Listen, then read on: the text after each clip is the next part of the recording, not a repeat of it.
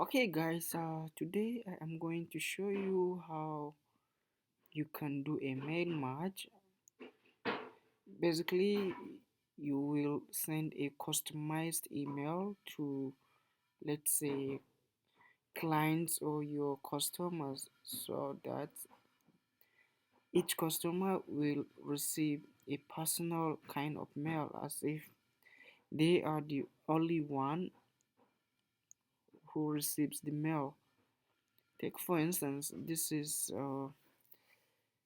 sales record of some of customers on the Jumia's Jeffers program that are able to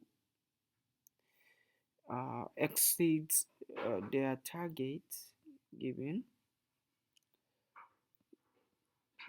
Uh, First of all, you need an Excel file containing the data of the customers, such as the email, the name, region, and stuff like this.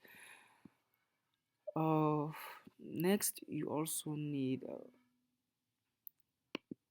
Microsoft Word for composing the mail.